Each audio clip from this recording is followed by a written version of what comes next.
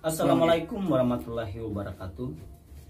Sebelum meresume atau meringkas materi mata kuliah pendidikan Pancasila, alangkah baiknya saya memperkenalkan diri dulu. Nama saya Adirman, BP 211036000008. Mata kuliah pendidikan Pancasila, kelas 1H1. Oke, baiklah. Kita masuk ke bab 1 materi tentang pengantar pendidikan Pancasila. Nah, di situ tentu ada pendahuluan.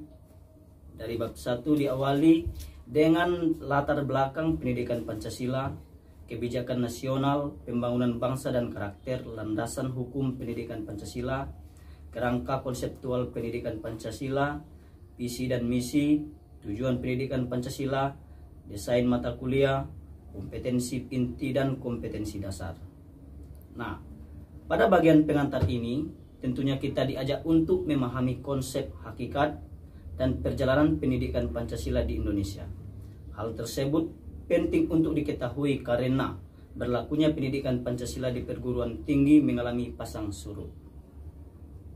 Dalam persejarah bangsa Indonesia, sesungguhnya nilai-nilai Pancasila sebagai pandangan hidup bangsa sudah terwujud dalam kehidupan bermasyarakat sejak sebelum Pancasila sebagai dasar negara dirumuskan dalam satu sistem nilai. Sejak zaman dahulu, wilayah-wilayah di Nusantara ini mempunyai beberapa nilai yang dipegang teguh oleh masyarakatnya sebagai berikut. 1. Percaya kepada Tuhan dan toleransi. Nomor 2. Gotong royong. Yang ketiga, musyawarah. Dan yang keempat, solidaritas atau kesetiakawan sosial dan sebagainya. Adapun menurut para ahli, nilai-nilai Pancasila berdasarkan teori kausalitas yang diperkenalkan oleh Noto Nagoro terdiri dari kausa materialis, kausa formalis, kausa efisien, dan kausa finalis. Dan timbulnya permasalahan yang mendera di Indonesia memperlihatkan telah tergerusnya nilai-nilai Pancasila dalam kehidupan bermasyarakat, berbangsa, dan bernegara. Oleh karena itu, perlu diungkap berbagai masalah di Indonesia, negeri tercinta ini, yang terdiri dari yang pertama, masalah kesadaran perpajakan. Yang kedua, masalah korupsi. Yang ketiga, masalah lingkungan. Yang keempat, masalah disintegrasi bangsa.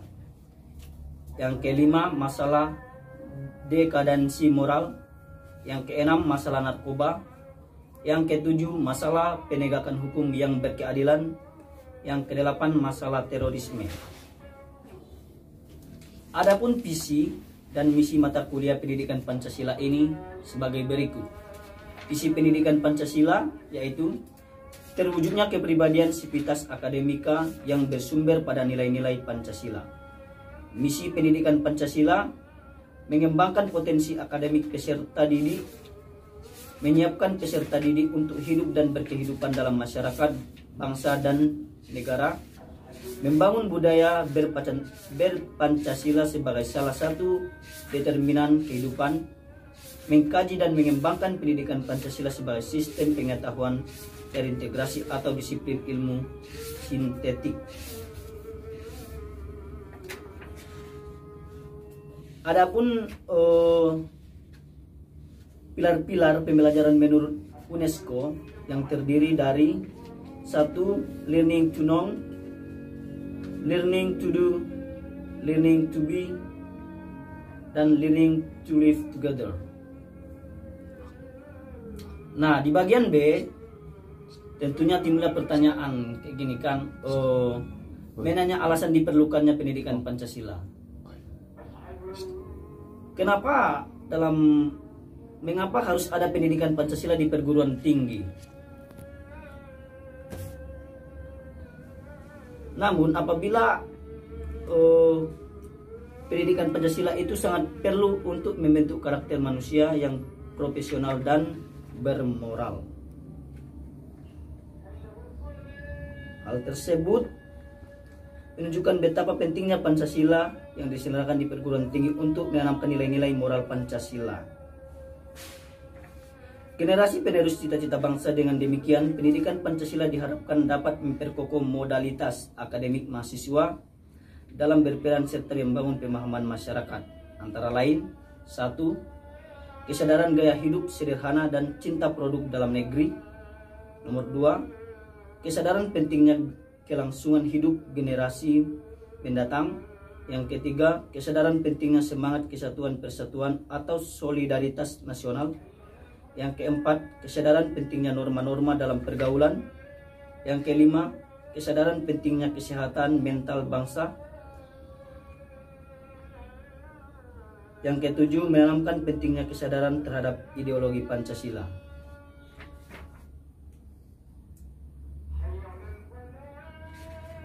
Berdasarkan uraian tersebut, dapat dipahami bahwa pendidikan Pancasila sangat penting diselenggarakan di perguruan tinggi.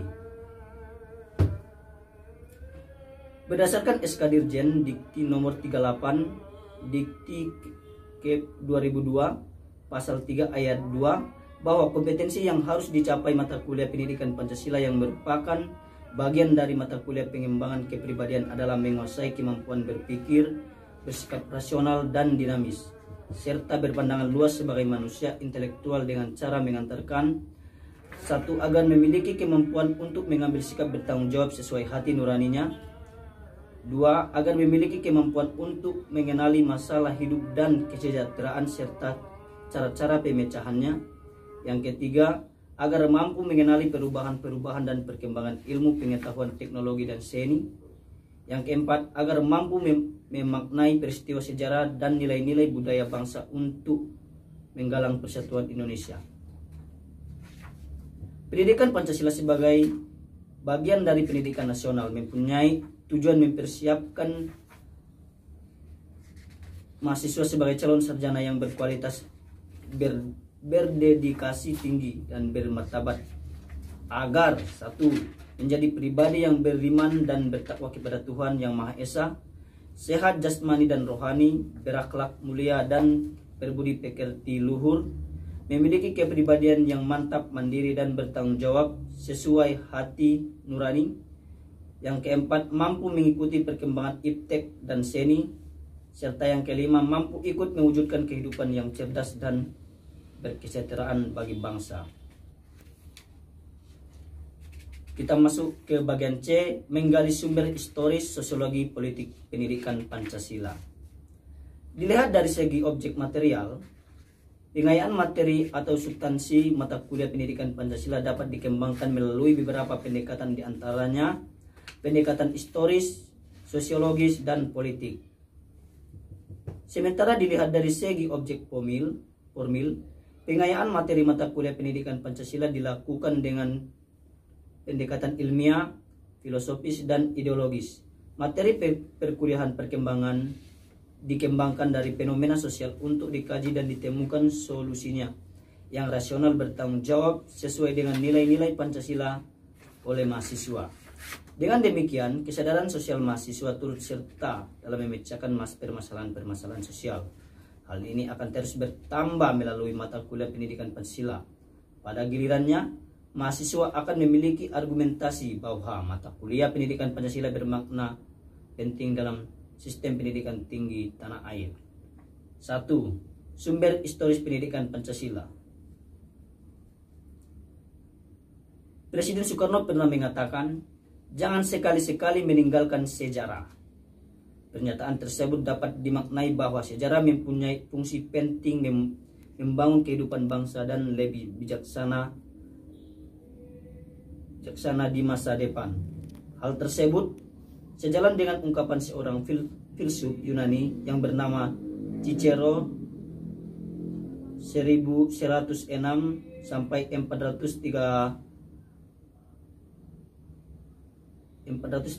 sebelum Masehi, yang mengungkapkan Historia Vitae Magistrae yang bermakna sejarah memberikan kearifan.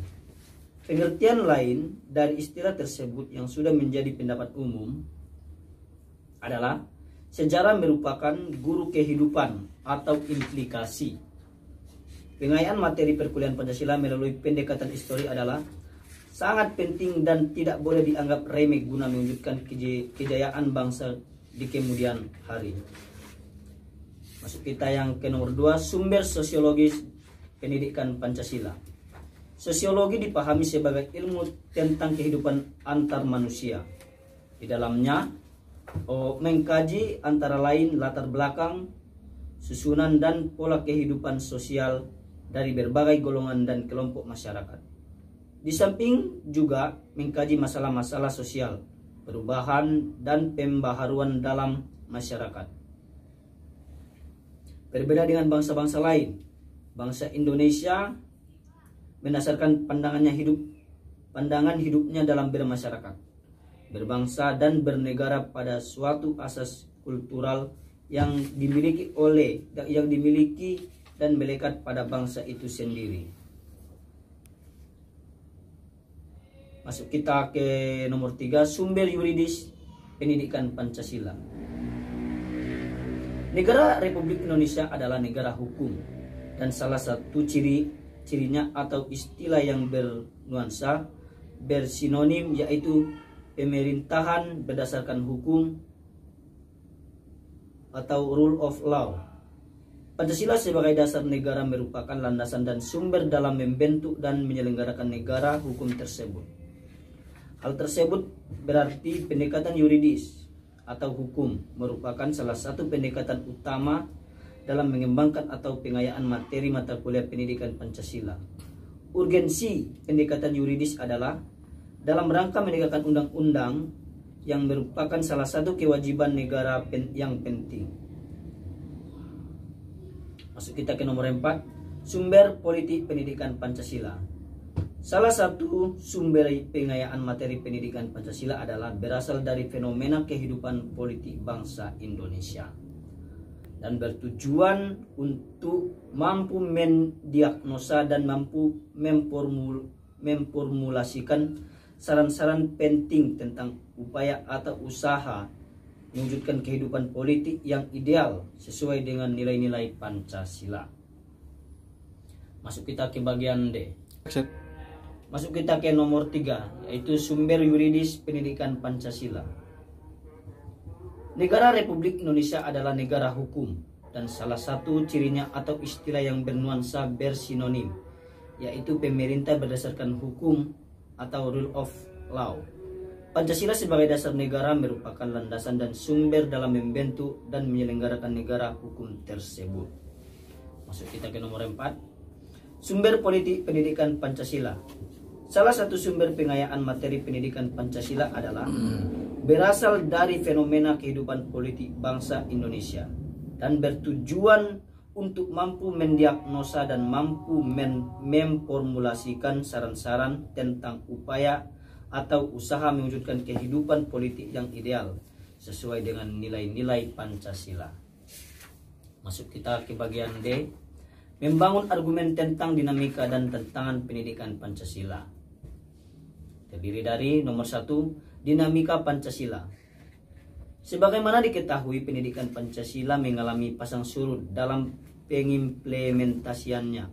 Apabila ditelusuri secara historis, upaya pembudayaan atau pewarisan nilai-nilai Pancasila tersebut telah konsisten dilakukan sejak awal kemerdekaan sampai dengan sekarang. Namun, bentuk dan intensitasnya berbeda dari zaman ke zaman. Masuk kita ke nomor 2, tantangan pendidikan Pancasila. Abdul Ghani menyatakan bahwa Pancasila adalah pokok dan bintang penunjuk jalan. Tanpa adanya leitmotif dan leits Pancasila ini, kekuasaan negara akan menyeleweng. Oleh karena itu, segala bentuk penyelewengan itu harus dicegah dan dengan cara mendahulukan Pancasila dasar filsafat dan dasar moral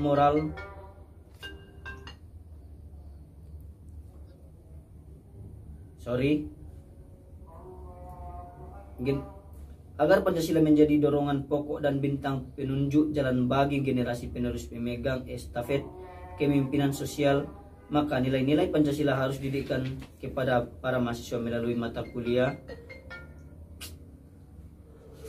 mata kuliah pendidikan Pancasila. Kita masuk ke bagian E. Mendeskripsikan esensi dan urgensi pendidikan Pancasila. Menurut penjelasan pasal 35 ayat 3 Undang-Undang Republik Indonesia Nomor 12 Tahun 2012 tentang pendidikan Pancasila, yang dimaksud dengan mata kuliah pendidikan Pancasila adalah pendidikan untuk memberikan pemahaman dan penghayatan kepada mahasiswa mengenai ideologi bangsa Indonesia. Dengan landasan tersebut, Ditjen Dikti mengembangkan esensi materi pendidikan Pancasila yang meliputi 1. Pengantar perkuliahan pendidikan Pancasila. 2. Pancasila dalam kajian sejarah bangsa Indonesia. Pancasila sebagai dasar negara. Pancasila sebagai ideologi negara. Pancasila sebagai filsafat. Pancasila sebagai sistem etika. Dan Pancasila sebagai dasar nilai pembangunan ilmu. Masuk kita ke bagian F. Rangkuman tentang pengertian dan pentingnya pendidikan Pancasila. 1. Pengertian mata kuliah pendidikan Pancasila. Mata kuliah pendidikan Pancasila merupakan usaha sadar dan terencana untuk memberikan suasana belajar dan proses pembelajaran agar mahasiswa secara aktif mengembangkan potensi dirinya untuk memiliki pengetahuan, kepribadian, dan keahlian. Proses pembelajaran dengan menggunakan pendekatan student centered learning untuk mengembangkan dan skill mahasiswa sebagai calon pemimpin bangsa dalam membangun jiwa profesionalitasnya sesuai dengan program studinya masing-masing, dengan menjadikan nilai-nilai Pancasila sebagai kaidah penuntun sehingga menjadi warga negara yang lebih baik. Nomor 2, pentingnya mata kuliah pendidikan Pancasila. Urgensi pendidikan Pancasila yaitu dapat memperkokoh jiwa kebangsaan mahasiswa sehingga menjadi dorongan pokok dan bintang penunjuk jalan bagi calon pemegang tongkat estafet kepemimpinan bangsa di berbagai bidang dan tingkat. Selain itu, agar calon pemegang tongkat estafet kepemimpinan bangsa tidak mudah terpengaruh oleh paham-paham asing yang dapat mendorong untuk tidak dijalankan nilai-nilai Pancasila. Oke, mungkin cuma itu yang bisa saya resume atau yang bisa saya ringkas. Sekian dan terima kasih. Assalamualaikum.